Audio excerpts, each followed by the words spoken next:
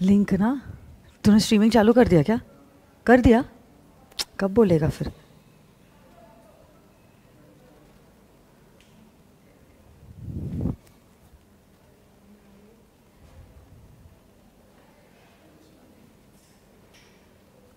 एक मिनट। हाँ,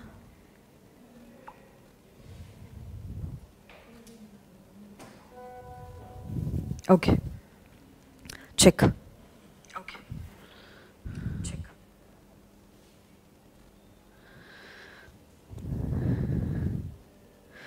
I'll just share the link with the other students and then we'll start with the class. Copy link.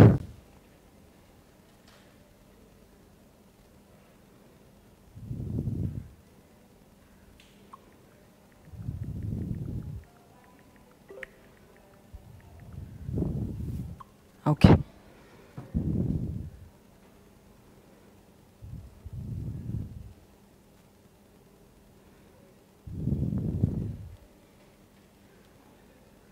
So very good afternoon to all my dear friends.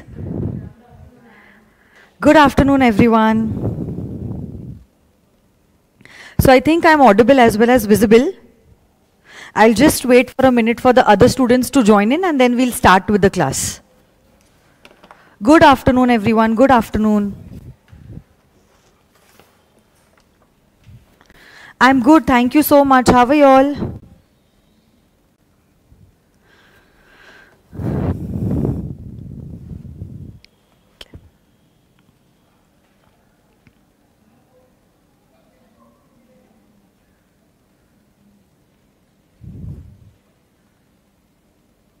Thank you so much Nisha, thank you.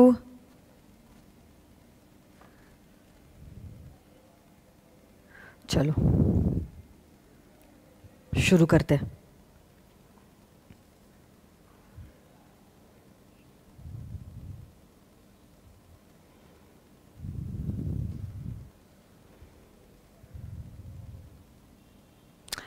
Okay, तो कल हमने क्या किया था?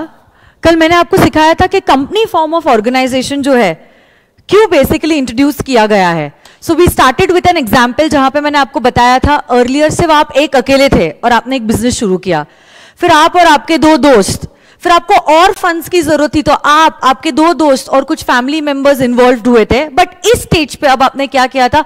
Ownership को separate रखा था from the management. आपने और आपके दोस्तों ने ही मैनेजमेंट को अपने पास रखा था, बट ओनरशिप के लिए आपने आपके घर वालों को बोला था कि पैसे दो और इस बिजनेस के ओनर बन जाओ। साल भर बिजनेस आप और आपके दोस्त ही करेंगे और जो भी प्रॉफिट आएगा वो सारे ओनर्स के बीच में डिस्ट्रीब्यूट किया जाएगा।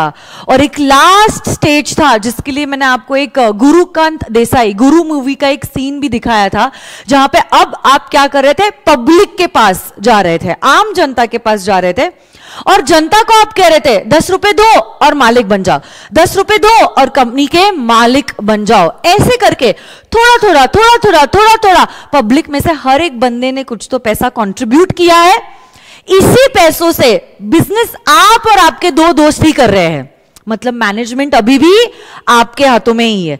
वो लोग पैसा देकर सिर्फ बन जाते हैं owner of this company form of organization, और साल भर बिजनेस करने के बाद जो भी प्रॉफिट आता है that you will be distributing to those owners of the company form of organization. अभी तक हमने कंपनीज एक्ट की शुरुआत नहीं की है। कल तक मैंने सिर्फ इंट्रोडक्शन दिया था कि क्यों कंपनी फॉर्म ऑफ ऑर्गेनाइजेशन को होना जरूरी है, तो हल्की सी झलक दी थी कि कंपनी फॉर्म ऑफ ऑर्गेनाइजेशन के कुछ एडेड एडवांटेजेस होते हैं over other form of organization. जैसे सोल प्रोप्राइटरीशिप आपने 11th 12th में पढ़ा था। सोल प्रोप्राइटरीशिप में क्या होता है? एक ही पर्सन ओनर भी होता है और मैनेजर भी होता है। अब देखो, अगर एक ही पर्सन ओनर भी है और मैनेजर भी है, ऑब्वियस सी बात है, पहली बात तो टाइम का रिस्ट्रिक्शन आ जाता है, एफर्ट्स का रिस्ट्रिक्शन आ जाता है, लोकेशन का भी रिस्ट्रिक्शन आ जाता है। One person can be only at one place at one time, and along with that अगर वो पर्सन को कुछ हो गया, बिजनेस डायरेक्टली हैम्पर होने वाला है। ऐसा ही कुछ दिक्कत पार्टनरशिप के केस में भी होता है, because partnership is what? It is nothing but it is a business conducted by 2 और मोर पर्संस टुगेदर। यहां पे भी ओनर और मैनेजर्स यही पार्टनर्स होते हैं। तो किसी के डेथ से या किसी के रिटायरमेंट से या किसी के इनसैनिटी से बिजनेस जो है अफेक्ट हो सकता है। से दो ही पार्टनर्स है, एक पर्सन इनसेन हो गया, क्या एक अकेला बंदा पार्टनरशिप कर सकता है? नहीं। या दो में से एक बंदा अगर रिटायर हो जाता है तो पार्टनरशिप भी डिसॉल्व हो जाती है।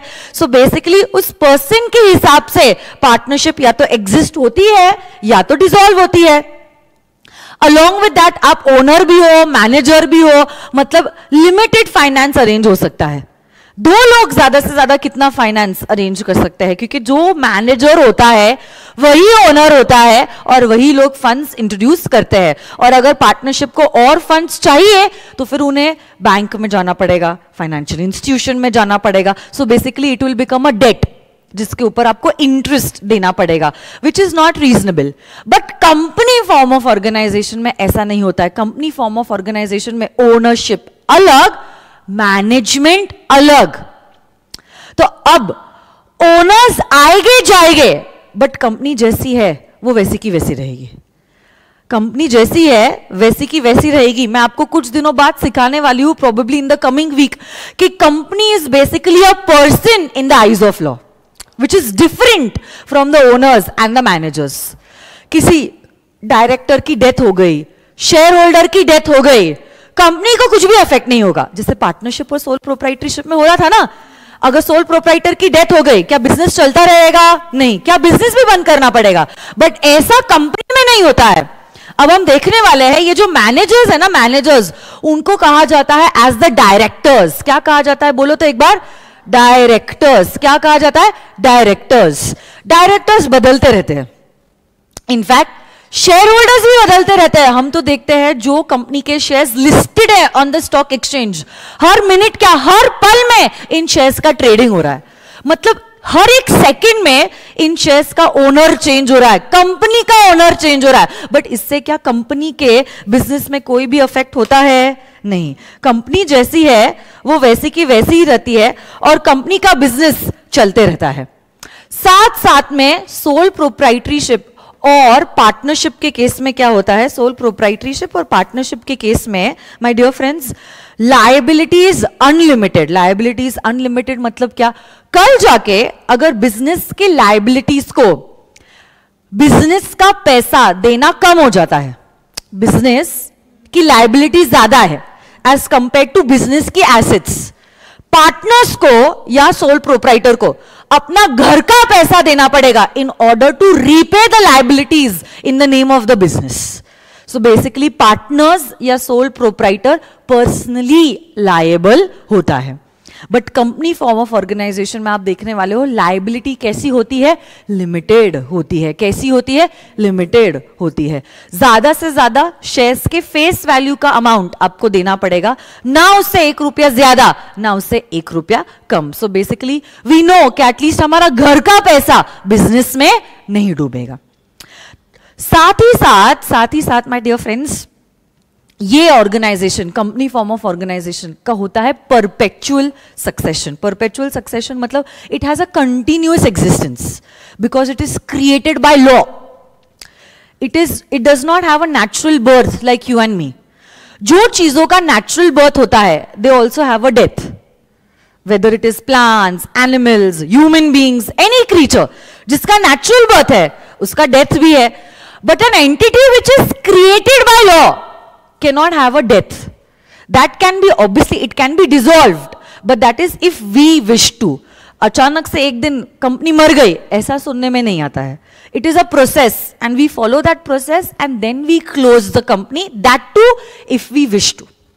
नहीं तो जन्मों जन्मों तक, युगों युगों तक कंपनी जो है वो चलती ही रहेगी। तो आज इन्हीं चीजों के बारे में हम लोग पढ़ने वाले हैं, कुछ चीजें जानने वाले हैं। तो मैं क्या चाहती हूं आप लोग क्या करो, सिर्फ मेरे एग्जाम्पल पे कॉन्सेंट्रेट करो और समझने की कोशिश कीजिए what do you mean by a company. Okay, act की शुरुआत इसी के बाद मैं करने वाली हूं। देखो कोई अगर पूछता है that what do you mean by a mobile phone, क्या आप लोग मुझे बोल सकते हो what do you mean by a mobile phone? अगर मैं आपको पूछती हूँ फोन मतलब क्या? Okay fine, an electronic device. उसके अलावा वर्चुअल स्टूडेंट्स जवाब दीजिए। अगर मैं आपको पूछती हूँ what do you mean by a mobile phone, What answer would you give me? Okay, Siddharth कह रहा है ma'am a gadget means a mobile phone. ऐसी कोई चीज जिससे बात कर सकते हैं, बात करने का जरिया, दिव्या कहती है उसको कहते हैं अ मोबाइल फोन. कोई कह रहा है a machine is a mobile phone. Devansh कह रहा है cellphone is a mobile phone. वाह बेटा, आप नहीं होते तो क्या होता. Okay, a mobile phone is a device. A mobile phone is a medium through which we can communicate with each other. Okay, जिससे हम बात कर सकते. अच्छा, गेम्स प्ले कर सकते हैं. वाह बेटा. और कुछ बात कर सकते हैं, गेम्स खेल सकते हैं, लेक्चर्स देख सकते हैं, कम्युनिकेट कर सकते हैं. इलेक्ट्रॉनिक डिवाइस है, गैजेट है. ऐसा कोई डिवाइस है जो स्मार्ट है. अच्छा, जिसमें हम रेडियो प्ले कर सकते हैं, गाने सुन सकते हैं, यूट्यूब देख सकते हैं. अच्छा ठीक है, तो सुनो मेरी बात. आप लोग बहुत ज्यादा इमोशनल हो रहे हो. अगर आप देखोगे हर एक बच्चा जिसने जवाब दिया है यहां पे, every student, what has every student done over here. जब मैंने बच्चे को पूछा कि मोबाइल फोन क्या होता है, nobody was able to define a mobile phone. It is literally very difficult to define a mobile phone. But how is the understanding of a mobile phone for us? Through its feature. कैसे समझने की कोशिश की है? उसके features के जरिए से उसको समझने की कोशिश की है. किसी ने कहा है हम इस मोबाइल फोन से एक दूसरे से कम्युनिकेट कर सकते हैं. किसी ने कहा है हम उसके ऊपर गेम्स खेल सकते हैं. किसी ने कहा है हम गाने सुन सकते हैं. कोई कहता है हम रेडियो सुन सकते हैं. कोई कहता है हम यूट्यूब पे देख सकते हैं. कोई कहता है इंफॉर्मेशन अगर किसी चीज के बारे में जानना है तो हम गूगल कर सकते हैं. कोई कह रहा है हमें किसी को फोन करना है या इनकमिंग कॉल्स रिसीव करने हैं, मैसेजेस भेजने हैं, सेंड करने, रिसीव करने हैं, वीडियोस भेजने हैं, वॉइस नोट्स भेजने हैं, रिसीव करने हैं. ये सारी चीजें. या आज किसी ने ये नहीं कहा कि पेमेंट, आजकल मोबाइल वॉलेट भी होता है, पेमेंट भी अगर करना है so everything can be done through this particular phone. So basically ये सारे फीचर्स जिस गैजेट में है उस गैजेट को हम कहते हैं अ मोबाइल फोन. सिमिलरली अगर आप लोग मुझे पूछते हो मैम, ओ मैम हम कंपनीज एक्ट पढ़ रहे हैं, तो पहले तो आप हमें ये बताओ what do you mean by a company. बाद में हम जानेंगे ना एक्ट क्या होता है. जैसे जो बच्चों ने इंडियन कॉन्ट्रैक्ट एक्ट पढ़ा है, पहले मैंने क्या किया था, पहले 2 दिन आप लोगों को कॉन्ट्रैक्ट इस शब्द के बारे में सिखाया था. याद है आपको? अनुष्का विराट का एग्जाम्पल, क्या तुम्हें याद है? हाँ या ना? सलमान एंड कटरीना का एग्जाम्पल. सिमिलरली अगर हम कंपनीज एक्ट देख रहे हैं, what do you mean by a company, पहले तो हमें यह जानना जरूरी है कि कंपनी मतलब क्या होता है. उसके बाद कंपनीज एक्ट में क्या लिखा है वो हम देखेंगे. बट जैसे मोबाइल फोन को डिस्क्राइब करना is very difficult, similarly my dear friends company को डिफाइन करना बहुत डिफिकल्ट है. अगर आप कंपनीज एक्ट को देखते हो, कंपनीज एक्ट को देखते हो, जनरली सेक्शन नंबर 2 में सारी डेफिनेशंस होती है. ठीक है, सेक्शन नंबर 1 जो होता है वो बात करता है एप्लीकेबिलिटी ऑफ द एक्ट के बारे में. एप्लीकेबिलिटी मतलब क्या? ये जो कानून है ये किन किन लोगों को अप्लाई करता है और कब कब अप्लाई करता है, देखेंगे, वो भी देखेंगे, आज के सेशन में ही देखेंगे. And section 2 is all about definitions. तो इसी सेक्शन 2 में ना कंपनी को भी डिफाइन किया गया है. और just read this definition, you will understand why it is so difficult to define a company. जैसे मोबाइल को डिफाइन करना डिफिकल्ट है ना, सेम दिक्कत लॉ मेकर्स भी फेस कर रहे थे जब वो कंपनी शब्द को डिफाइन करने की कोशिश कर रहे थे. देखो आपके स्क्रीन पे आपको नजर आ रहा होगा कंपनी इस शब्द की डेफिनेशन जो ग्रीन में है. मैं चाहती हूं आप लोग एक साथ रीड करेंगे together. 1 2 3 come on start. A company means a company incorporated under this act और under any previous company law. ये वो डेफिनेशन है. What do you mean by a company? Company means a company. Ma'am mobile मतलब क्या? Mobile मतलब smartphone ma'am, mobile मतलब cell phone. तो company मतलब क्या? कंपनी मतलब company. It is very difficult to define the word company. तो वही चीज लॉ मेकर्स के सामने भी आई and that is why when they were defining the word company, ये मैंने नहीं लिखा है, ये किसने लिखा है? लॉ मेकर्स ने लिखा है. लॉ मेकर्स कह रहे हैं, लैग हो रहा है, वॉइस लैग हो रही है.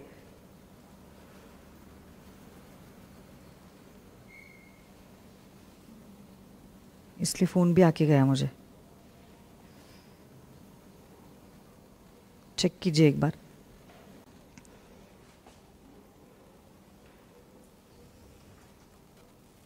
Is it lagging?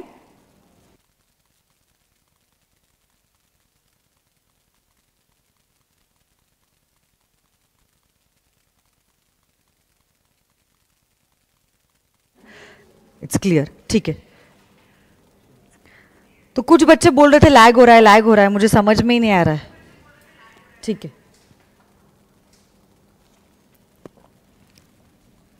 ओके. वैसे ही लॉ मेकर्स के लिए भी बहुत डिफिकल्ट था कंपनी इस शब्द को डिफाइन करना, and that is why they have defined this in this manner. क्या कहते हैं वो लोग? Company means a company. Company means a company which is incorporated. So basically it has to be incorporated, it has to be created in the eyes of law under this act. This act matlab which act? The Companies Act 2013 or under any previous company law. मैंने कल जब introduction दिया था मैंने आपको कहा था 2013 Act is not the first Companies Act. इसके पहले 1956 एक्ट था, उसके पहले भी 1913 वाला एक्ट था. So basically even if you are registered under that act, still you will be regarded as a company under this act. जैसे कि I will give you a very classic example.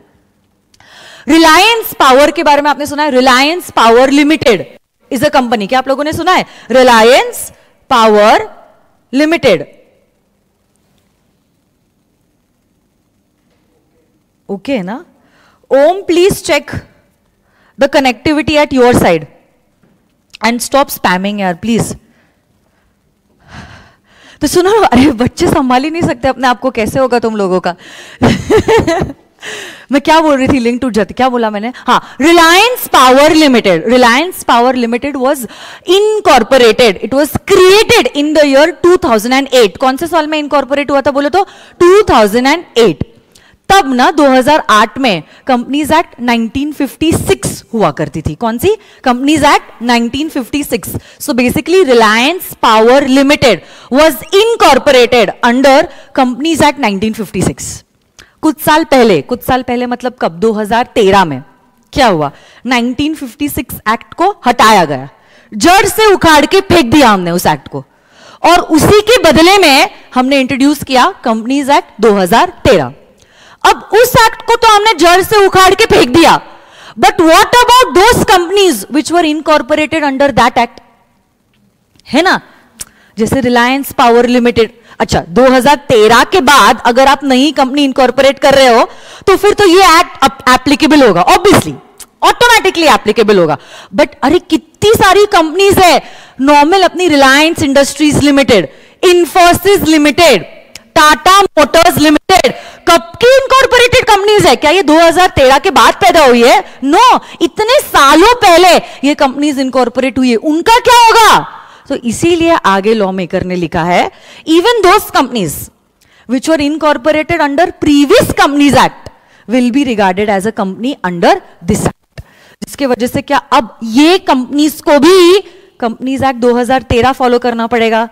बोलो ना हाँ या ना? हाँ. रिलायंस पावर क्या ये बोल सकता है हम लोग तो 1956 एक्ट के अंदर इनकॉर्पोरेटेड थे, वो एक्ट तो अभी हट गई, तो अभी हमें कोई भी एक्ट एप्लीकेबल नहीं होगा? क्या ऐसा रिलायंस पावर कह सकता है? नहीं. क्या ये डेफिनेशन के जरिए से रिलायंस पावर को अब कंपनी माना जाएगा? और अगर वो कंपनी है, क्या उसको कंपनीज एक्ट 2013 फॉलो करना पड़ेगा? हाँ. तो अब देखो, यही कंपनी को समझने के लिए हम क्या समझने की कोशिश करेंगे? उसके फीचर्स. जैसे मोबाइल को समझने के लिए हमने मोबाइल के फीचर्स समझे हैं.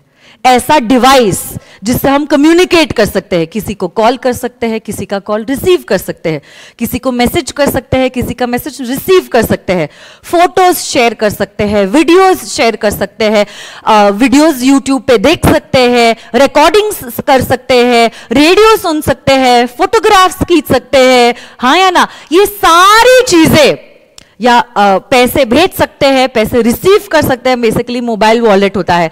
तो ये सारी चीजें जिस गैजेट से हम करते हैं उसको क्या कहते हैं? Mobile phone. गेटिंग दिस और no my dear friends? Similarly अगर कोई आपको पूछे that what do you mean by a company, अब आप कंपनी मीन्स अ कंपनी कहोगे, ओके. बट नाउ उससे सामने वाले को क्लैरिटी नहीं आएगी. And thus, in order to clear this concept, what are we going to tell him? The features of a company. What are we going to tell him? The features of a company. Features से अब क्या होगा? Features से हमें समझ में आएगा कि ये जो gadget है, ये basically work कैसे करता है, and we'll get a little understanding about what it is. Similarly, company क्या होती है? इस चीज को देखने के लिए हम क्या करेंगे? Company के features देखेंगे. ठीक है? सो कंपनी के फीचर्स आपके टेक्स्ट बुक्स में ये कॉन्सेप्ट है पेज नंबर 172 पे. Okay, but right now you all just have to concentrate on what I am teaching all. Later on we will do the reading part. Okay, features. अच्छा, पहले तो एक बताओ मुझे, फीचर्स और कैरेक्टरिस्टिक्स दोनों सेम होता है या अलग अलग होता है? सेम होता है. Don't know. भाई बोलो, फीचर्स सेम कैरेक्टरिस्टिक्स जैसा होता है या अलग अलग होता है? Repeat again. दिनेश कहता है ma'am repeat the question again. Features और कैरेक्टरिस्टिक्स दोनों सेम होते हैं या अलग अलग होते हैं? टीशा, कृपा जैन, कनिका, देसी केएस गेमिंग सब कह रहे same same same same same. अच्छा, क्या है इस बच्चे का नाम? रापचिक अपत्तू. अच्छा ठीक है, वो कह रहा है डिफरेंट है, राहुल कह रहा है डिफरेंट है. I think majority of the students कह रहे हैं सेम है. But let me tell you, features और कैरेक्टरिस्टिक्स अलग अलग होता है. फीचर्स और कैरेक्टरिस्टिक्स अलग अलग होता है. Wait, I will explain it to you. I thought you all know this. ऐसे आपके 11-12 में हुआ नहीं क्या? Features of company, features of science background क्या? आपको ऑर्गेनाइजेशन ऑफ कॉमर्स करके सब्जेक्ट नहीं हुआ करता था? था ना उसी, उसमें आपने हर एक ऑर्गेनाइजेशन के फीचर्स नहीं पढ़े थे? पढ़े थे, बट ये नहीं पता था आपको फीचर्स और कैरेक्टरिस्टिक्स अलग अलग होता है. कोई बात नहीं, इसीलिए मैं यहाँ पे हूँ. तो सुनो मेरी बात. चलो इसको ही पूछता. आपका नाम क्या है बेटा? पूजेश. तो सुनो ना मेरी बात.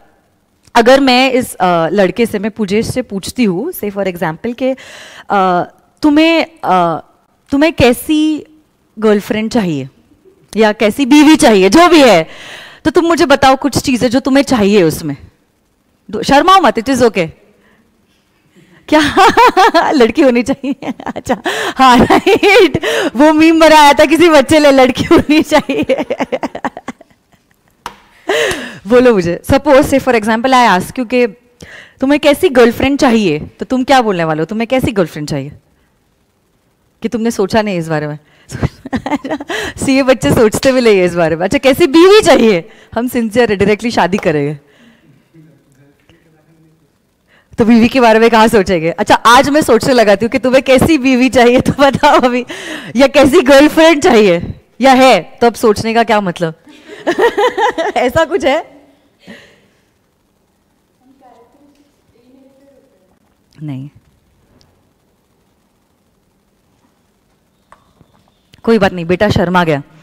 ठीक है, आप लोग बताओ वर्चुअल स्टूडेंट्स कि अगर मैं आपसे सवाल पूछती हूँ कि आपको कैसी गर्लफ्रेंड चाहिए, आप क्या बताओगे मुझे? मुझे बताओ कुछ तो चीजें जो आपको चाहिए. नहीं बेटा, पॉजिटिव नेगेटिव ऐसा कुछ नहीं होता है. फीचर्स और पॉजिटिव, कैरेक्टरिस्टिक्स का नेगेटिव, ऐसा कुछ नहीं होता है. अरे कुछ तो बोलो. इतने भी सिंसियर नहीं हो आप लोग. हाँ, पता है मुझे, जितने इतने सिंसियरली बिहेव कर रहे हो. कौन?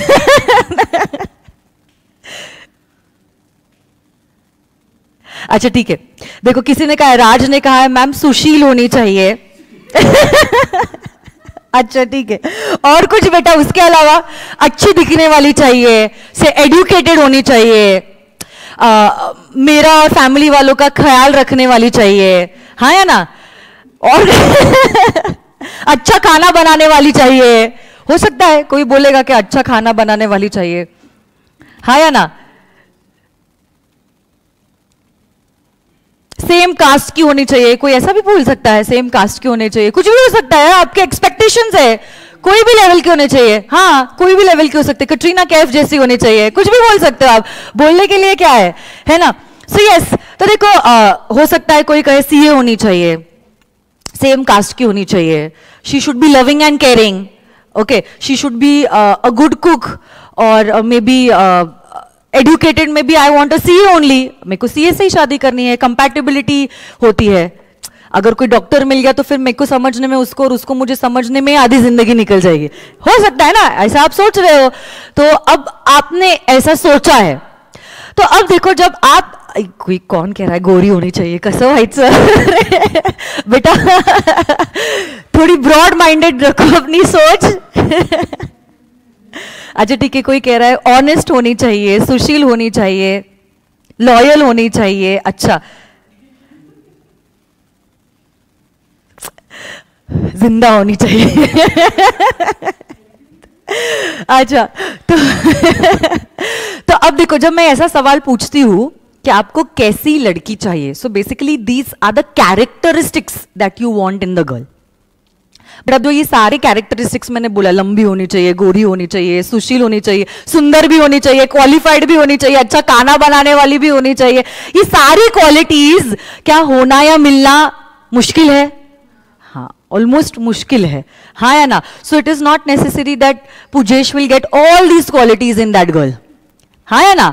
तो अब जो उसको लड़की मिली है, उसकी जो गर्लफ्रेंड है या उसकी जो बीवी है, उसमें एक्चुअली ये 10 क्वालिटीज में से होगी 8 क्वालिटीज। तो ये जो 8 क्वालिटीज है उसको हम कहते हैं फीचर्स, उसको हम क्या कहते हैं? Features. So characteristics are something what we want and features are something what we have. एक सिंपल क्वेश्चन मैं आपको पूछती हूं, suppose if you go to a mobile phone shop, आप वो भैया से क्या कहते हो? Suppose you liked this phone, what do you ask him कि भैया what are the features of this phone और what are the characteristics of this phone? Yes, what you ask him is what are the features, भैया इस phone के features क्या है बताना। Features मतलब what is actually there in the phone, something not what we are expecting. He is telling us what are actually the qualities of this phone. तो बोलेगा camera इतने इसका है, इसका रैम इतना है, इसकी स्क्रीन की साइज इतनी है, इसमें इतना इंटरनल स्टोरेज की कैपेसिटी है, या जो भी रहता है वो सारी चीज़ें जो है वो भैया बोलेगा ये कलर्स में अवेलेबल है, ये प्राइस में अवेलेबल है। So what he is telling us are actually the features of the mobile phone. तो देखो यहां पे हम लोग क्या पढ़े, तो जो सारे बच्चे बोल रहे थे ना कि मैम कैरेक्टरिस्टिक्स और फीचर्स सेम होते हैं, it is wrong. Features are something that are actually present in that object, in that mobile phone or in a company, as versus to characteristics is something that we want to have in an object. तो हम देखो यहाँ पे क्या पढ़ रहे हैं, 172 पे आपके स्क्रीन में जो दिख रहा है कॉन्सेप्ट, हम लोग क्या देख रहे हैं? फीचर्स देख रहे हैं या कैरेक्टरिस्टिक्स देख रहे हैं? अरे बोलो ना। Yes, we are looking into the features of a company, form और ऑर्गेनाइजेशन। तो ये सारी चीजें है या चाहिए? है या चाहिए? है, ये सारी चीजें है। और इसी से अब हम समझने की कोशिश करेंगे व्हाट इज अ कंपनी, क्योंकि ये सारी चीजें जिस ऑर्गेनाइजेशन में है उसको हम कहते हैं एज अ कंपनी। ऐसा गैजेट जिससे हम कॉल रिसीव कर सकते हैं, कॉल कर सकते हैं, मैसेजेस भेज सकते हैं, रिसीव कर सकते हैं, वीडियो वॉइस नोट एक्सचेंज कर सकते हैं, रिकॉर्डिंग्स कर सकते हैं, रेडियो पे सुन सकते हैं गाने, साथ साथ हम लोग फोटोज क्लिक कर सकते हैं, मोबाइल वॉलेट रख सकते हैं। ये सारी चीजें जिस गैजेट में है उसको कहते हैं मोबाइल फोन। ये सारे फीचर्स जिस ऑर्गेनाइजेशन में है उसको कहते हैं as a company form of organization. तो देखो सबसे पहला, I will just start explaining in this particular one note. सबसे पहला feature of a company form of organization is that it is an artificial,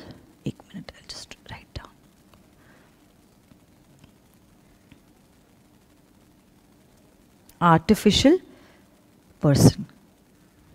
बेटा संभालो अपने आप को, अब वो एग्जाम्पल खत्म हो चुका है, कॉन्सेप्ट की शुरुआत हो चुकी है। कॉन्सेंट्रेट, पानी पी के आइए सब लोग। A company form of organization is an artificial person. What is it? Come on tell me. Artificial person. Artificial मतलब ओके फाइन, मैनमेड कह सकते हैं, something that is not natural. अच्छा सुनो ना मेरी बात, मैंने फिक्टिशियस कहा है क्या यहाँ पे? फिक्टिशियस वर्चुअल स्टूडेंट्स प्लीज ध्यान दीजिए, यहां पे मैंने क्या लिखा है, फिक्टिशियस कहा है या आर्टिफिशियल कहा है? आर्टिफिशियल। फिक्टिशियस और आर्टिफिशियल सेम है या अलग अलग है? अलग अलग है। फिक्टिशियस मतलब काल्पनिक, फिक्टिशियस मतलब काल्पनिक, something that is existing only in your imagination, something that is existing only in your imagination. जैसे कि से for example Spiderman is fictitious, wonder women is fictitious. Is she existing in reality? No, it is only, she is only existing in our imagination. She is a fictitious character. Company fictitious नहीं है, company reality में exist करती है, सिर्फ उसका existence natural नहीं है, उसका एग्जिस्टेंस कैसा है? आर्टिफिशियल। जैसे कि सिंपल एग्जाम्पल, मैं बहुत सिंपल तरीके से आप लोगों को पढ़ा रही हूं। A natural flower, a natural rose and an artificial rose, होता है ना, घर पे हम लोग सजाते हैं आर्टिफिशियल फूलों से, हाँ या ना? यहां पे नेचुरल फ्लावर है और यहां पे आर्टिफिशियल फ्लावर है, दोनों भी एग्जिस्टेंस में है, समझने की कोशिश करो। It is not that artificial flower is existing in our imagination, वो इमेजिनेशन में एग्जिस्ट कर रहा है, नहीं, एक्चुअली हम उसको देख सकते हैं, छू सकते हैं, महसूस कर सकते हैं। सिर्फ दोनों में एक डिफरेंस है, इसका नेचुरल बर्थ हुआ है और इसका आर्टिफिशियल बर्थ हुआ है, मतलब man has created this artificial flower. Did not understand? अरे हाँ या ना, समझ में आ रहा है या नहीं आ रहा है? यस। सो यहीं पे वही चीज है, company form of organization is an artificial person, it's not fictitious, remember, it is not fictitious, it is artificial. Artificial means something which does not have a natural birth. It is created by us. How it is created? By this process of law. मैं आपको पढ़ाने वाली हूं, section number 7 बात करता है कि company को कैसे इनकॉर्पोरेट किया जाता है, उसी में आप देखने वाले हैं इनकॉर्पोरेशन के प्रोसेस में that we have created this procedure in law, और इसी प्रोसीजर को फॉलो करने से ये particular company form of organization existence में आती है। So company form of organization is an artificial person. It is created by a process which is given in the Companies Act 2013. It is created by law. It is in existence. कानून की आंखों से देखो, आपको क्या company नजर आ रही है? Yes. So company is existing and it is created by law. Next point.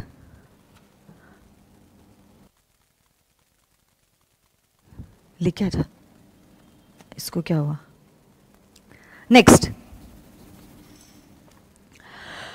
a company form of organization has a perpetual succession. Perpetual succession. चार तेरे लिए भी लेके आ जा अंकुश, अंकुश तेरे लिए भी लेके आ जा। परपेचुअल सक्सेशन, परपेचुअल का मतलब होता है कंटिन्यूअस, जिनको नहीं पता है प्लीज लिख दीजिए कंटिन्यूअस, इंफिनिटी तक, और सक्सेशन मतलब एग्जिस्टेंस। परपेचुअल का मतलब होता है कंटिन्यूअस और सक्सेशन का मतलब होता है एग्जिस्टेंस।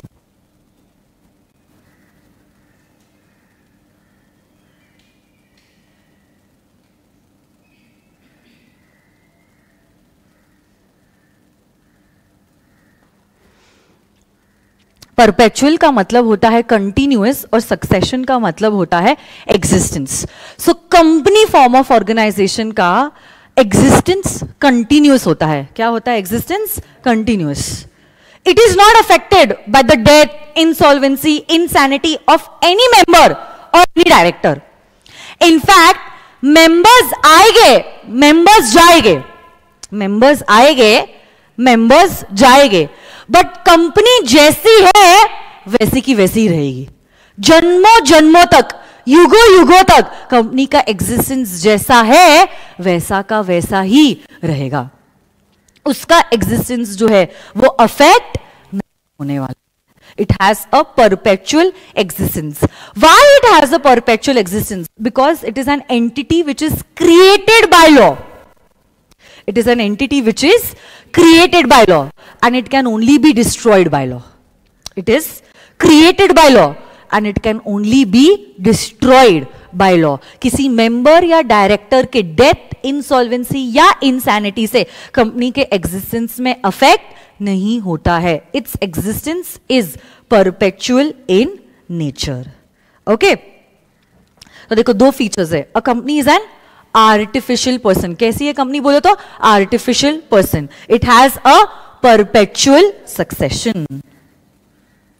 थर्ड पॉइंट जो है वो कहता है every company may have its own common seal. What is a common seal? अब देखो, a company is a person. A company is a person, and because a company is a person, every person has the right to enter into contracts. Okay, जो बच्चों का contract act नहीं हुआ है, you all will understand that any two persons can enter into contract, and two persons can either be natural persons, artificial persons, or a combination of both natural as well as artificial person. पते की बात यह है कि company is a person. It is a person. It is a person, and because a company is a person, it has a right to enter into contracts. Because a company is a person, it has a right to enter into contracts. अब contract अगर writing में है तो parties का sign होना जरूरी है. Contract अगर रिटन में है तो क्या होना जरूरी है? साइन होना जरूरी है दोनों पार्टीज का. बट अब मुझे बताओ, कंपनी तो नेचुरल नहीं है. कंपनी नेचुरल पर्सन है क्या? कैसी है वो? आर्टिफिशियल. तो उसके पास हमारे जैसे हाथ या पैर है? नहीं. Can it sign on its own कि देखो कंपनी ने साइन किया है आके? क्या ऐसा पॉसिबल है? नहीं. वो तो आर्टिफिशियल पर्सन है. तो इसीलिए we have created a concept of a common seal. We have created the concept of what? Common seal. What is a common seal? A common seal is nothing but it is like the signature of the company. I'll show it to you all. Wait. Common seal कैसे दिखता है? I'll show you to you.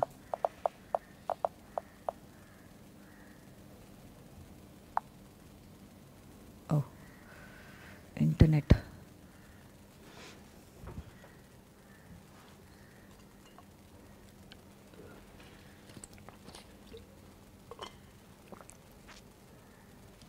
Mukesh, मैंने charger का plug निकाल दिया है. You don't have to message me again and again for the same thing. क्या हो गया इसको? बेटा अगर नेट खत्म हुआ होता तो फिर स्ट्रीमिंग कैसे चालू है?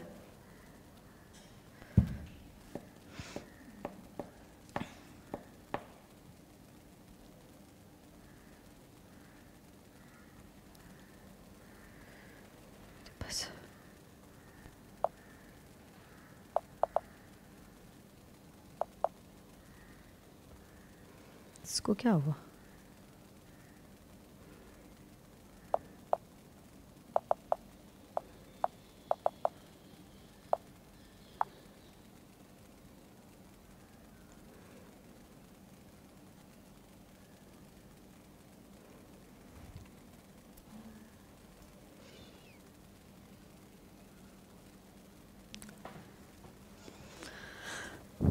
ठीक है, I'll see later on. Common seal.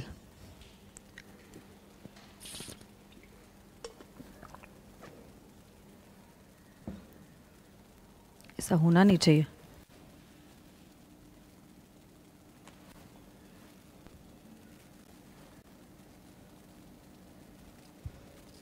ये देखो, this is a common seal.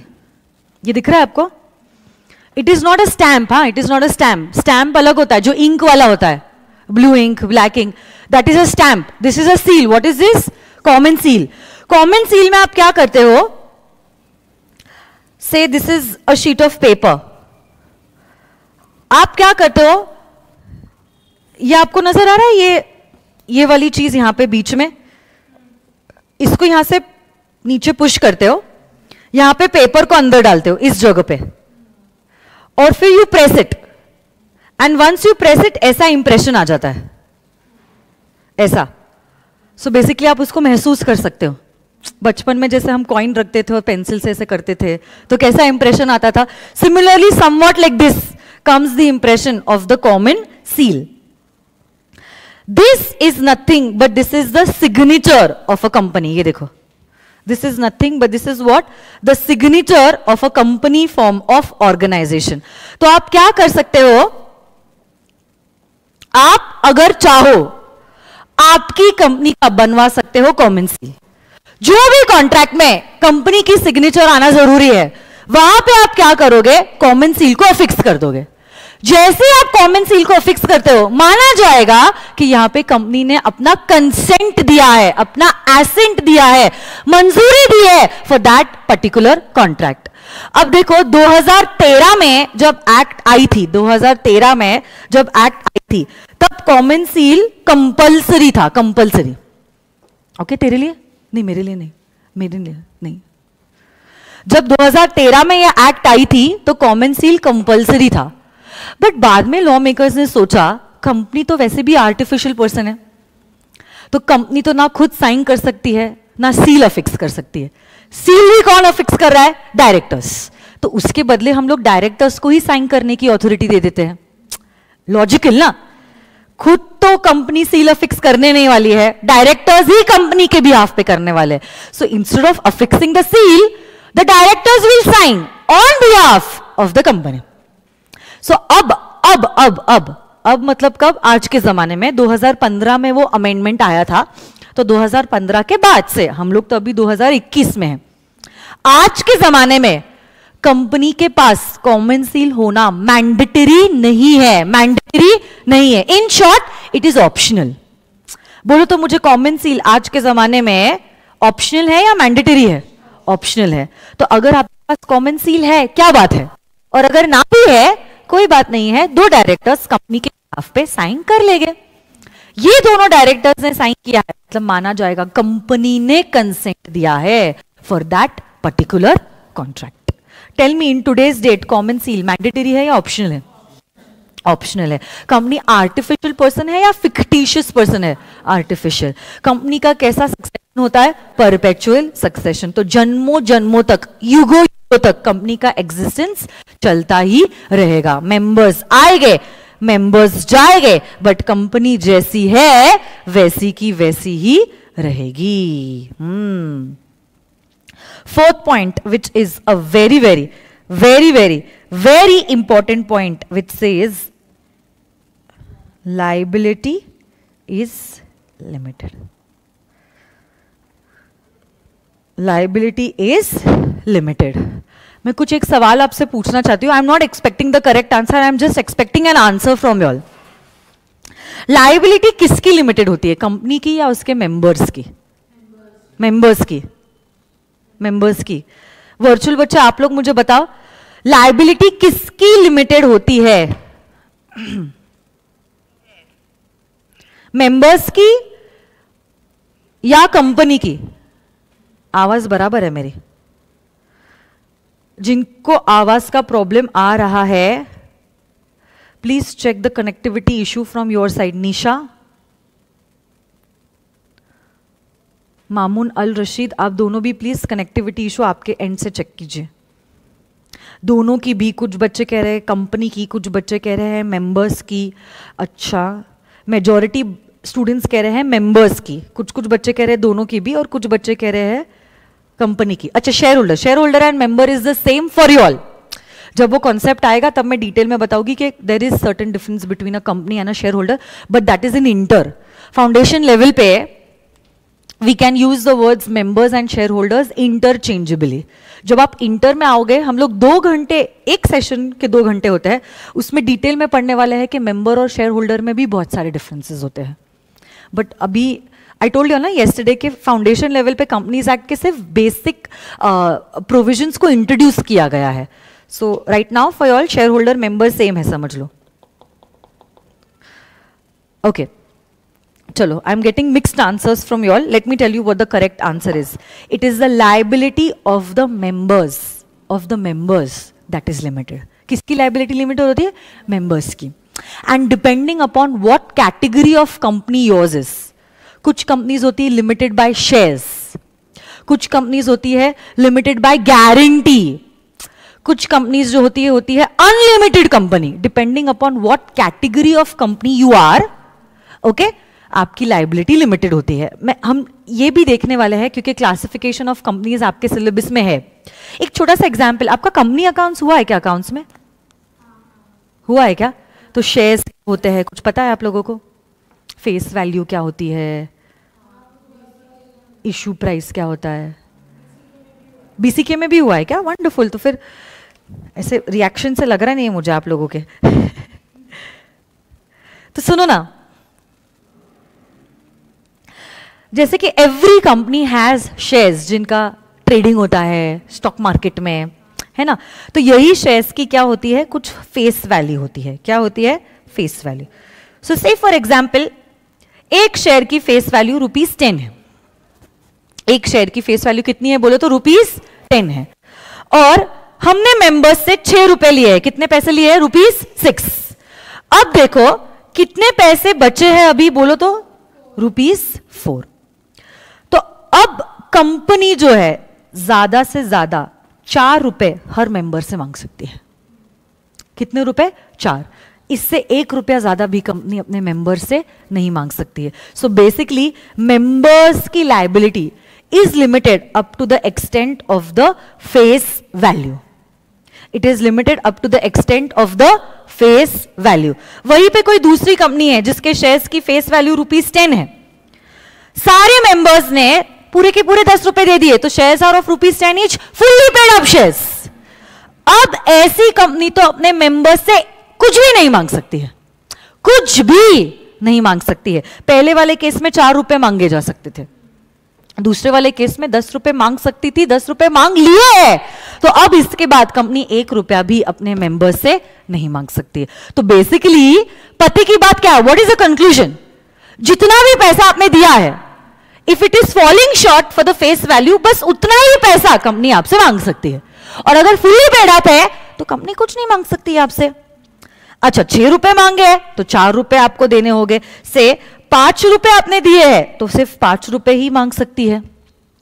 आपने ऐसा भी हो सकता है से 3 रुपए दिए हैं तो अब you are falling short of ₹7। उल्टा लिख दिया मैंने, यहां पे 10 और यहां पे 3, तो अब आपको कितने देने होंगे? 7। So depending upon how much amount you have paid and what is the face value, 2 figures आपको पता होने चाहिए, face value and paid up amount. And whatever is the differential, मतलब ये वाला, is going to be the amount that can be called by the company. And if it is fully called and paid up, then the company cannot demand even a single rupee from you. So basically now you know, जिस दिन आपने company का वो एक share खरीदा था, उसी दिन आपको पता था कि आपकी लाइबिलिटी 10 रुपए है। उस 10 रुपए में से, जैसे केस 1 में आपने 6 रुपए ऑलरेडी दे दिए हैं, तो अब आपको पता है कि आपकी लाइबिलिटी अराइज हो सकती है only up to ₹4। Your liability is limited up to ₹4। Case 2 में आपको पता है मैक्सिमम आपकी लाइबिलिटी 10 रुपए है, आपने 10 रुपए पूरे दे दिए, मतलब now you are rest assured that your liability has extinguished. Extinguished मतलब अब खत्म हो चुकी है, अब कंपनी आपसे कुछ भी नहीं मांग सकती। Now you will only enjoy voting rights, dividend का rights, bonus shares, right shares, ये सारे राइट्स अब आप एंजॉय करोगे। लाइबिलिटी की जहां तक बात है, आपने आपकी ड्यूटीज निभा ली, अब आपको कुछ भी पैसे देने की जरूरत नहीं है। कंपनी को और पैसे चाहिए और शेयर्स इशू करेगी, डिबेंचर इशू करेगी, लोन लेगी, फाइनेंशियल इंस्टीट्यूट के पास जाएगी, कितने सारे जरिए हैं फंड्स रेज करने के लिए। बट आपके पास केस नंबर 2 में कंपनी नहीं आ सकती। क्यों? आपकी लाइबिलिटी 10 रुपए तक लिमिटेड थी और आपने वो पूरे के पूरे 10 रुपए ऑलरेडी दे दिए हैं। So now your liability has extinguished. अरे हो कि नहीं? हाँ है ना? Yes, very good. सो हाँ, कोई आपको पूछता है, बहुत सारे इंटर के बच्चे भी ये सवाल का जवाब गलत देते हैं। आपको अगर किसी ने पूछा है लाइबिलिटी किसकी लिमिटेड है, चलो मुझे लास्ट बार बता दो किसकी liability limited? It is the liability of the members that is limited. और एक last point which is also a very very very very very important point, and that is A company form of organization is a separate legal entity. It is a separate legal entity.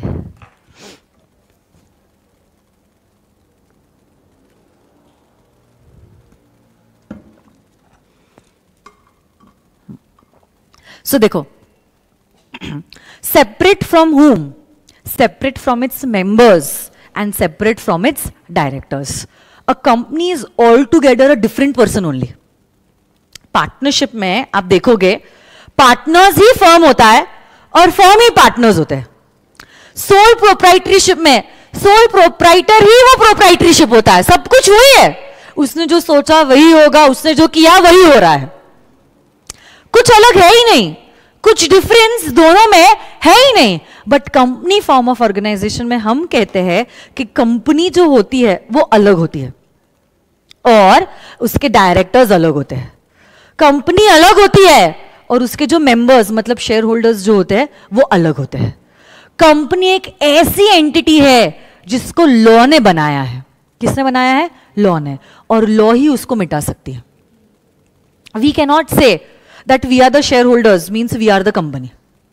हम ऐसा नहीं कह सकते कि हम लोग share holder है मतलब हम कंपनी है. क्या हम ऐसा कह सकते हैं धीरू भाई अंबानी रिलायंस इंडस्ट्रीज है?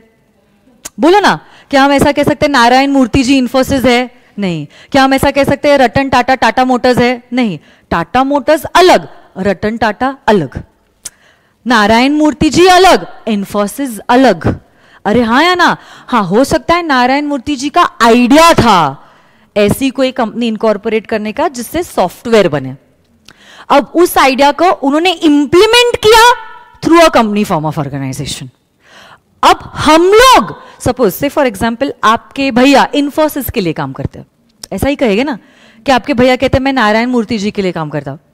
ही will proudly say that I am working for Infosys, I am an employee of Infosys. या अगर हमारे पास शेयर्स भी है, हम क्या कहते हैं? नारायण मूर्ति जी के शेयर्स है, हमारे पास इन्फोसिस के शेयर्स है. नारायण मूर्ति जी अलग, इन्फोसिस अलग. गेटिंग दिस और नो माय डियर फ्रेंड्स? आपने एक कंपनी के बारे में सुना होगा, फ्लिपकार्ट लिमिटेड. सुना है आप लोगों ने? Do you all know who the promoters of Flipkart limited are?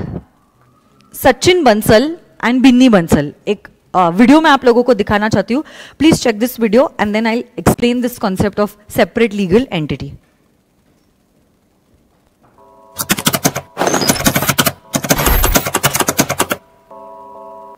आज की कहानी है देश के दो युवा सफल बिजनेसमैन की, जिसने भारत के रिटेल व्यापार को इंटरनेट के माध्यम से एक नया प्लेटफॉर्म मुहैया कराते हुए 1 लाख करोड़ रुपए की कंपनी खड़ी कर ली. देश के प्रतिष्ठित शैक्षणिक संस्थान से पढ़ाई पूरी करने के बाद दोनों दोस्तों ने सबसे पहले दूसरी कंपनी में काम करते हुए तजुर्बे हासिल किए और फिर उन्हीं तजुर्बों का इस्तेमाल कर महज 4 लाख रुपए की खुद की सेविंग से अपने कारोबार का शुभारंभ किया और आज दोनों भारत के सबसे अमीर लोगों की सूची में शामिल हैं. मामूली रकम से शुरुआत कर भारत के स्टार्टअप जगत की सबसे सफल कहानी लिखने वाले इन दोस्तों की सफलता पीढ़ी दर पीढ़ी के लिए प्रेरणास्रोत रहेगी. हम बात कर रहे हैं देश की सबसे लोकप्रिय ऑनलाइन शॉपिंग वेबसाइट फ्लिपकार्ट के संस्थापक सचिन बंसल और बिन्नी बंसल की सफलता के बारे में. पंजाब के चंडीगढ़ में पले बड़े सचिन और बिन्नी ने स्कूली पढ़ाई पूरी करने के बाद भारतीय प्रौद्योगिकी संस्थान दिल्ली से कंप्यूटर साइंस में इंजीनियरिंग की डिग्री हासिल की. उसके बाद सचिन ने टेक स्पेन नाम की आईटी कंपनी से अपने करियर की शुरुआत की.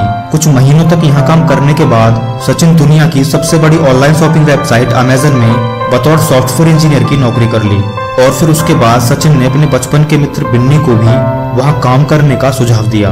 करीबन 6 महीने तक काम करने के बाद दोनों ने खुद का कारोबार शुरू करने की इच्छा से नौकरी छोड़ने का निश्चय किया.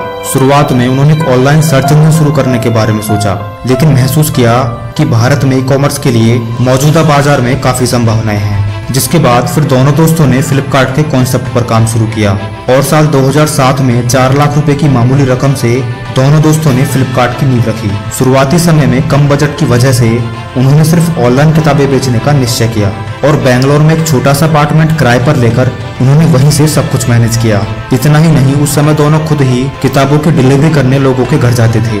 2 साल तक बिना रुके काम करने के बाद फ्लिपकार्ट इन्वेस्टर्स को अपनी ओर आकर्षित करने में सफल रही और साल 2009 में एसएल इंडिया ने फ्लिपकार्ट में $1 मिलियन का निवेश किया और फिर साल 2010 में टाइगर ग्लोबल ने $10 मिलियन का बड़ा निवेश करते हुए इसे एक नई दिशा प्रदान की। उसके बाद 2011 के शुरुआत में टाइगर ग्लोबल द्वारा और $20 मिलियन के निवेश ने फ्लिपकार्ट को अंतर्राष्ट्रीय स्तर पर एक नई पहचान दिलाई। इतना ही नहीं, Myntra.com, Jabang.com और पेमेंट स्टार्टअप फोन पे पर भी फ्लिपकार्ट का अधिग्रहण है। फ्लिपकार्ट अपने कारोबार में तेजी लाने के लिए तरह तरह के लुभावने ऑफर्स को ग्राहकों के सामने पेश करता रहा है। इसी कड़ी में उसने बिग बिलियन डे नाम से साल 2014 में एक सेल शुरू किया, जो कि बुरी तरह फ्लॉप रहा, लेकिन बंसल भाइयों ने हार नहीं मानी और उसी सेल को अगले साल शुरू कर रिकॉर्ड तोड़ सेल किए। आपको जानकर हैरानी होगी कि फ्लिपकार्ट पर 1400 करोड़ की सेल एक दिन में हुई है, जबकि देश में बाकी रिटेल सेल ही 1070 करोड़ रुपए है। साल 2017 में फ्लिपकार्ट अपने 5 दिन के सेल में 5000 करोड़ रुपए का कारोबार किया। फ्लिपकार्ट की सफलता और भारत में बढ़ती आर्थिक तेजी को देखते हुए कई बड़ी कंपनियों ने फ्लिपकार्ट को खरीदने की कोशिश शुरू कर दी। काफी रस्साकसी के बाद अमेरिकी कंपनी वॉलमार्ट ने करीब $1600 करोड़ यानी 1 लाख करोड़ रुपए से ज्यादा देकर फ्लिपकार्ट की 77% हिस्सेदारी खरीदी और दुनिया की सबसे बड़ी ई कॉमर्स डील को अंजाम दिया।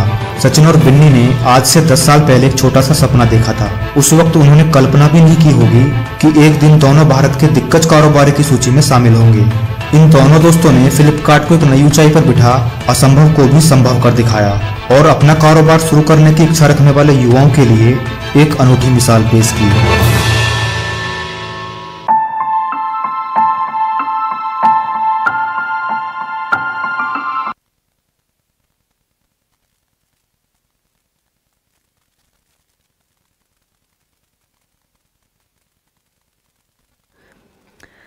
तो Flipkart, what is Flipkart? Flipkart is nothing but it is a company form of organization. I'll just show it to you. Flipkart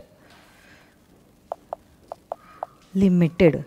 In fact, it is a private company. जब मैं private company के बारे में आप लोगों को सिखाने वाली हूँ ना, that time I'm going to give you this example of Flipkart. आपको नजर आ रहा है? ये देखो कंपनी का नाम Flipkart प्राइवेट लिमिटेड नजर आ रहा है क्या? बोला ना, Flipkart private limited. Flipkart is an Indian e commerce company. It is an e commerce company. It is an e commerce company. तो मुझे बताओ, फ्लिपकार्ट प्राइवेट लिमिटेड को क्या कंपनीज एक्ट 2013 फॉलो करना पड़ेगा?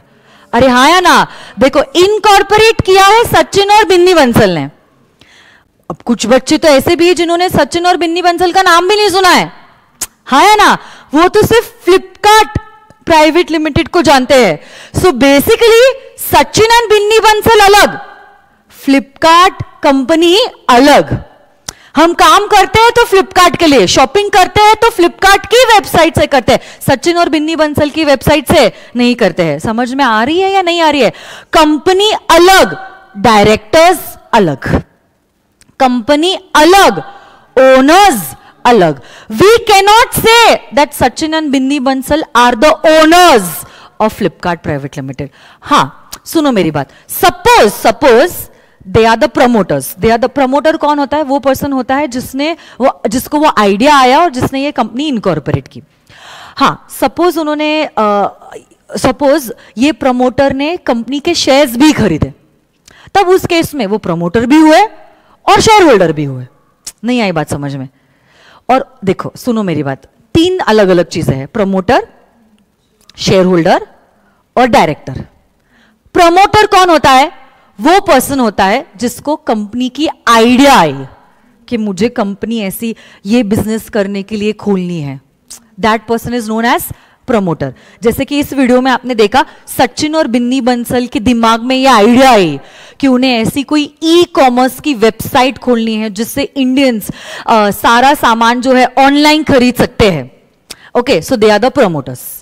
अब जब उन्होंने कंपनी इनकॉर्पोरेट की, they thought they should become the directors. Directors मतलब कौन? मैनेजर्स। डायरेक्टर्स मतलब कौन? मैनेजर्स। बिकॉज उनकी आइडिया थी, उनको पता है बिजनेस कैसे करना है, उन्होंने उस फील्ड में एजुकेशन भी लिया था, उनको उस फील्ड का एक्सपोजर भी था, इसलिए they wanted to be involved in the management, so they became the directors. Directors के साथ साथ if they wish to they can also apply for the shares of this company. क्योंकि देखो, कोई भी प्राइवेट कंपनी को इनकॉर्पोरेट करने के लिए कम से कम 2 लोग लगते हैं। हम लोग देखने वाले हैं आगे, यहां पे सिर्फ मैं हल्की सी झलक दे रही हूं क्योंकि ये एग्जाम्पल आया है। और पब्लिक कंपनी में ना कम से कम 7 लोग लगते हैं. आई thought you all must be knowing all this यार. ये सब नहीं पता. 2 लोग लगते हैं, 7 लोग लगते हैं, 2 डायरेक्टर्स लगते हैं, 3 डायरेक्टर्स लगते हैं प्राइवेट पब्लिक कंपनी में. कुछ भी नहीं पता आप लोगों को. पता है ना. तो फिर आपको ये भी पता होना चाहिए प्रमोटर कौन होता है, शेयर होल्डर कौन होता है, डायरेक्टर कौन होता है. इतने डिटेल में नहीं पता है. अच्छा कोई बात नहीं. तो देखो, अगर ये लोग चाहे, वो लोग क्या कर सकते हैं, प्राइवेट कंपनी को इनकॉर्पोरेट करने के लिए 2 ओनर्स लगते हैं. 2 ओनर्स मतलब शेयर होल्डर, मेंबर्स. तो वो क्या कर सकते हैं, कोई और 2 लोगों को लाने के बदले वो 2 खुद ही 50-50% शेयर्स ले सकते हैं. तो ऐसे केस में क्या होगा, सचिन और बिन्नी बंसल प्रमोटर भी, शेयर होल्डर भी और डायरेक्टर भी. Can one person play multiple roles? अरे we are also playing multiple roles. I am the daughter for my parents, I am the sister for my brother, I am the mother for my daughter, I am Swapnil sir's wife. क्या मैं खुद बहुत multiple roles play कर रही हूं. तो वैसे ही Sachin and Binny Bansal promoter भी है, डायरेक्टर भी है और शेयर होल्डर भी है. शेयर होल्डर जब रहेगा तो शेयर होल्डर की सारी राइट्स और ड्यूटीज रहेगी. जब शेयर होल्डर रहेंगे तो शेयर होल्डर की राइट्स और ड्यूटीज रहेगी और उनको निभानी पड़ेगी और राइट्स मिलेगी. जब डायरेक्टर का रोल निभा रहे हैं तो डायरेक्टर के राइट्स उनको मिलेंगे और उनकी ड्यूटीज भी निभानी पड़ेगी. जैसे अगर मैं जियाना की मदर हूं, as a mother sometimes I have to be soft to her, sometimes I have to be strict with her. हाँ है ना. वैसे ही अगर मैं सर की वाइफ हूं, मेरे कुछ डिफरेंट रोल्स है. या अगर मैं किसी की डॉटर हूं तो मेरे कुछ डिफरेंट रोल्स भी है, कुछ डिफरेंट राइट्स भी है. As a daughter I have rights on my parents and responsibilities also for my parents. So same person is playing multiple roles. यहां पे भी सचिन एंड बिन्नी बंसल प्रमोटर है, डायरेक्टर है, शेयर होल्डर है. They are playing different roles और हर roles के कुछ राइट्स होते हैं और कुछ ड्यूटीज होती है. But it is their option. If a promoter wishes to, he may become the director as well as the shareholder. नहीं बनना है, कंपनीज एक्ट में कोई भी ऑब्लिगेशन नहीं है कि आपको बनना ही पड़ेगा. देखो आज के जमाने में Narayana Murthy ji is not the director of Infosys limited. आपको पता है, he is not the CEO. हाँ, तो basically now he is the promoter. Obviously promoter थे, है और हमेशा रहेंगे. But now he is not into the management of Infosys Limited. So currently he is not the director. It might happen he may be having certain shares. So he is the shareholder. कुछ समय बाद वो shares भी dispose कर देंगे तो वो shareholder भी नहीं रहेंगे. नहीं आई बात समझ में? अरे हाँ या ना? Getting this or no? वैसे ही अगर हम दूसरा एग्जाम्पल देखते हैं, अच्छा मैं बाद में जब प्रमोटर का कॉन्सेप्ट पढ़ाऊंगी तब आप समझोगे. गूगल के current CEO is an Indian fellow, you know Sundar Pichai. He is the CEO, he is one of the directors of Google, but he is not the promoter. Larry Page is the promoter of Google. Okay, so different roles होते हैं. It is up to you which role you want to fulfil. हाँ या ना. मेरी मर्जी थी, मैंने शादी की, तो now I also have to fulfil the responsibility of a wife. I wanted to become a mother, so now it was my choice that I wanted to become a mother. It is your choice. You want to become a director, you want to become a shareholder, या बस company का concept आपने सोचा, company incorporate कर दी, अब आपको कुछ नहीं करना है. You want to hand over the responsibility to someone else. तो सिर्फ प्रमोटर बन के रह जाना है. वो आपकी मर्जी है, आपका आइडिया है, आपकी चॉइस है. Getting this or no, my dear friends? So basically, whatever is happening for the company. This you have to understand. So basically, Sachin and Binni Bansal are the promoters of Flipkart Limited, are the directors of Flipkart Limited, are the shareholders of Flipkart Limited. Flipkart Limited, private limited अलग, ये लोग अलग. Company अलग, directors अलग. Company अलग, shareholders अलग. Company अलग, employees अलग. A company is a separate person which is created by law and it can only be dissolved by law. Getting this or no? बस एक केस लॉ है, 2 minute में ये केस लॉ मैं आपको समझा रही हूं and then I will call it off for today. ये देखो ये केस में क्या हुआ था. इसी कॉन्सेप्ट को समझाने के लिए ये एक केस लॉ है. Case laws are real life examples which have happened in the court of law. Okay, case law का नाम है Salomon versus Salomon and Company Limited. क्या है नाम, सब लोग बोलेंगे, just give me 5 minutes. Okay, Salomon versus Salomon and Company Limited.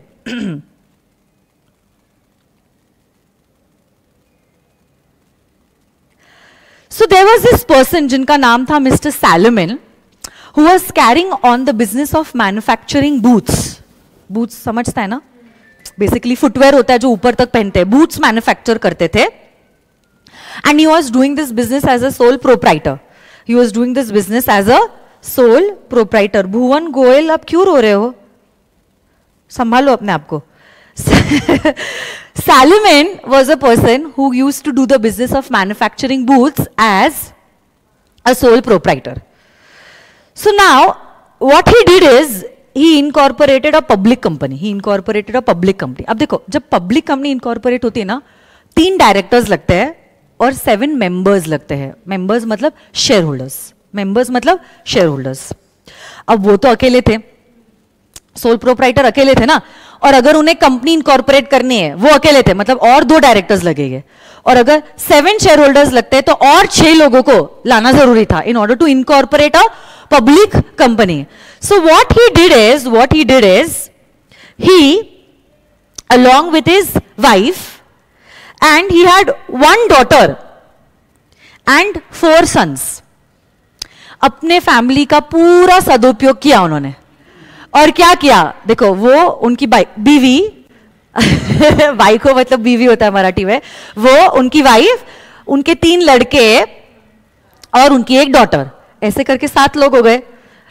7 लोग बन गए इस कंपनी के शेयर होल्डर्स, और वो और उनके 2 बड़े बेटे जो थे वो बन गए इस कंपनी के डायरेक्टर्स. बन गए इस कंपनी के क्या बोलो तो डायरेक्टर्स.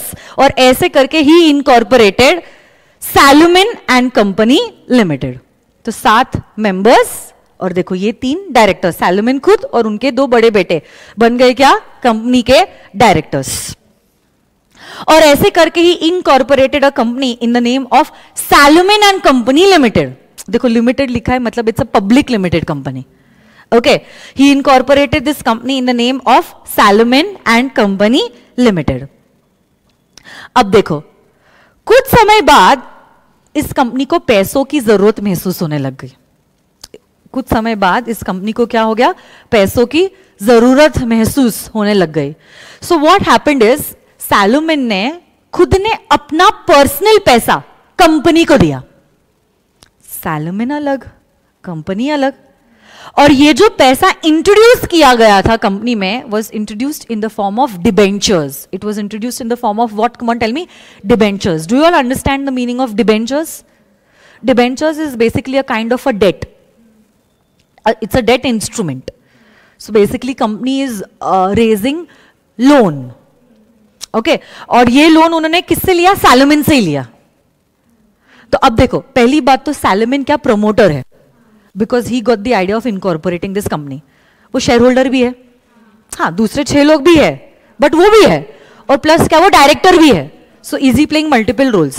अब और एक रोल हो गया, क्रेडिटर भी हो गए वो कंपनी के, क्योंकि वो डिबेंचर होल्डर है. मतलब he is basically playing 4 roles. Now he has also become the creditor of the company. And as a creditor he gave the company, so basically he is the lender and company is the borrower. आपको समझता ना creditor और debtor का रिश्ता. अगर वो creditor है, so basically he is the lender and the company is the borrower, and he gave 10,000 pounds. It is a British case law and that is why the figures are in pounds. Okay, he gave 10,000 pounds to the company. How much? 10,000 pounds to the company. Unfortunately, कुछ समय बाद the company had to wind up. It got closed. Why it got wound up? Because the company was declared insolvent. मतलब company की assets हो गई ज्यादा. Sorry, I was just checking your concentration. Company की liabilities हो गई ज्यादा, और एसेट्स हो गई कम। कंपनी की लायबिलिटीज हो गई ज्यादा और एसेट्स हो गई कम। So he had to close the company, wind up the company. देखो बेचारे कितने सैड है, रो रहे हैं, स्क्रीन पे देखो, दिखे आंसू, रो रहे बेचारे कि मेरी बनी बनाई कंपनी को अब वाइंड अप करना पड़ेगा, वो इंसॉल्वेंट हो गई है। So the company almost ran into liquidation and hence it had to wind up. And now because the company had to wind up, winding up में आप क्या करते हो? एसेट्स को बेचते हो और लायबिलिटीज को रीपे करते हो। और देखो लायबिलिटीज को रीपे करने का भी एक ऑर्डर होता है। सबसे पहले क्रेडिटर्स को पेमेंट दिया जाता है, क्रेडिटर्स को, उसके बाद फिर क्या होता है, शेयर होल्डर्स को पैसा दिया जाता है। ऐसा नहीं होता है कि पहले शेयर होल्डर्स अपने जेब में अपना पैसा रख लेंगे, पहले आउटसाइड लायबिलिटीज को रीपे किया जाता है, only after which the share holders get the money. तो उसमें भी एक पैटर्न होता है, पहले गवर्नमेंट ड्यूज होते हैं, प्रेफरेंशियल क्रेडिटर्स होते हैं, सिक्योर्ड क्रेडिटर्स होते हैं, अनसिक्योर्ड क्रेडिटर्स होते हैं, प्रेफरेंस शेयर होल्डर्स होते हैं, फिर इक्विटी शेयर होल्डर्स होते हैं। ये आप इंटर में शायद पढ़ने वाले हो ये सारी चीजें। सो अब क्योंकि assets were around only 6050 pounds, approximately 6000 pounds, and total liabilities were 18,000, जिसमें से 10,000 सिक्योर्ड क्रेडिटर्स थे और 8,000 अनसिक्योर्ड क्रेडिटर्स थे। समझते हैं सिक्योर्ड और अनसिक्योर्ड क्रेडिटर्स क्या होता है? सिक्योर्ड क्रेडिटर्स मतलब जिनके ऊपर चार्ज क्रिएट किया गया है, ठीक है। तो अब मुझे बताओ as a person of accounts, ये जो 6050 के एसेट्स है ये किसको दिए जाएंगे? हाँ, वेरी गुड, सिक्योर्ड क्रेडिटर्स को। वर्चुअल बच्चे आप लोग जवाब दीजिए, तो ये किसको पेमेंट दिया जाएगा? ये जो पेमेंट है ये किसको दिया जाएगा? जल्दी जल्दी बोलो, फिर आप लोगों की अकाउंट्स क्लास भी है ना? है अकाउंट्स क्लास 5 बजे? Yes, very good. This payment will be given to, very good, Nandini, Manas, Ayush, क्या बात है, विवेक, वैष्णवी, शशांक, शशांक क्या लिखा है आपने, मुझे कुछ समझ में नहीं आया, राजकुमार गुप्ता, टीसा, कृपा, सम्यक, वेरी गुड। सिक्योर्ड क्रेडिटर्स को ये पेमेंट जो है वो दिया जाएगा। Who is the secured creditor in this case? Salomon. Salomon ही था ना सिक्योर्ड डिबेंचर होल्डर, जिसने 10,000 के डिबेंचर सब्सक्राइब किए थे। सिक्योर्ड क्रेडिटर तो खुद सैलमन ही था। तो जैसे ये 6050 मतलब जितनी एसेट्स थी सारी की सारी एसेट्स सैलमन को दे दी। समझा क्या आपको? सारी की सारी एसेट्स सैलमन को दी गई। अब जैसे ही सारी की सारी एसेट्स सैलमन को दी गई, बाकी के क्रेडिटर्स तो बड़े ही गुस्सा हो गए। कहा ये अच्छा है जज साहब, खुद बीवी बच्चों के साथ कंपनी इनकॉर्पोरेट कर ली और जितनी भी एसेट्स है वाइंडिंग अप के वक्त खुद की जेब में रख ली, हमारा क्या? गलत हुआ है जज साहब, ये पैसा उसको नहीं हमारे पास जाना चाहिए। अब आप बताओ, अगर आप जज साहब होते, अगर आप जज साहब होते तो फिर आप क्या जजमेंट देते? ये पैसा सैलमन को जाना चाहिए या बाकी के क्रेडिटर्स को जाना चाहिए? सैलमन को। इसने तो बड़ा ही कांड कर लिया है, कैसे उसको जाएगा? ये लोग कह रहे हैं सैलमन को। वर्चुअल बच्चे आप लोग बताओ, आप क्या कहते हो? अच्छा, आप लोग भी कह रहे हो सैलमन, सैलमन। विनीता कह रही है सैलमन, प्रिया राज कह रही है सैलमन, सैलमन भाई को जाना चाहिए, विशाल कह रहा है, अजीत सिंह सैलमन, सलमान खान सलमान खान कहां से आ गया अर्जुन? तो yes, the correct answer is the payment has to go to Mr. Salomon only. Why Mr. Salomon? ये जो payment Mr. Salomon को दिया जा रहा है, that is as a creditor. आप समझने की कोशिश करो, as a shareholder उसने खोया ही है सब कुछ। उसने भी, उसकी बीवी ने भी, उसकी लड़की ने भी और उसके लड़कों ने भी सब कुछ खोया है। ये जो पेमेंट हमने दिया है That was in the capacity of a creditor. वो भी 10,000 हमने पैसे दिए थे, हमको सिर्फ 6,000 पाउंड्स मिले हैं। एज अ क्रेडिटर भी खोया है और एज अ शेयर होल्डर तो जितना कैपिटल इंट्रोड्यूस किया था वो तो पूरा का पूरा डूबा है। तो यहां पे सैलोमन ने कुछ भी गलत नहीं किया है। उसकी कंपनी है ही नहीं, कंपनी अलग, सैलोमन अलग। Company has a separate legal status. एक बार ये रीड कर लीजिए, फिर छुट्टी दे देती हूँ। रीड करो ये डिसीजन, मैं चाहती हूँ सब लोग एक साथ रीड करेंगे। Come on. The court held, everyone has to read, girls, boys, come on. The court held that Salomon and Company Limited was a real company fulfilling all the legal requirements.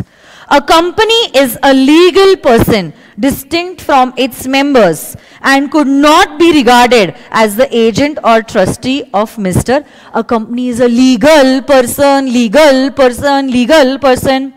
Also, आगे read करो चलो. The company's assets must be applied in payment of secured debentures, as the secured creditor is entitled to payment out of the assets on which his debt is secured in priority to the unsecured. तो ये जो payment हमको मिला है, हमको मतलब Salomon को, that was in the capacity of a secured creditor. यहां पे कुछ भी गलत नहीं हुआ है। Yes or no guys?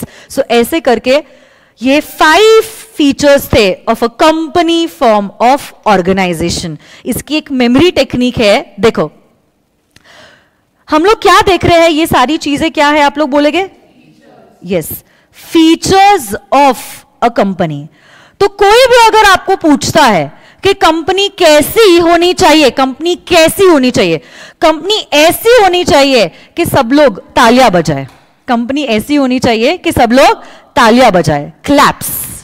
C is for common seal, L is for limited liability, A is for artificial person, P is for perpetual succession and S is for separate legal entity. So एक बार मुझे वापस से बताइए, company कैसी होनी चाहिए? Clap. C is for, L is for, A is for, P is for and S is for separate.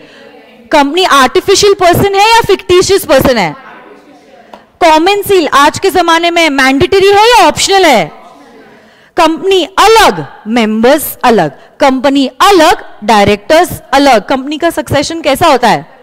तो members आएंगे, मेंबर्स जाएंगे, बट कंपनी जैसी है वैसी की वैसी ही रहेगी। जन्मों जन्मों तक, युगों युगों तक कंपनी का एग्जिस्टेंस चलता ही रहेगा। और एक लास्ट है, क्या था? कॉमन सील हो गया, artificial person. Company artificial person होती है, फिक्टिशियस नहीं होती है। तो लास्ट टाइम बताइए कंपनी कैसी होनी चाहिए कि लोग तालियां बजाए, clap. C is for, L is for, A is for, P is for and S is for separate. Very good. So चलो, this will be all for today. Thank you very much. I will see you all tomorrow. Bye bye, take care.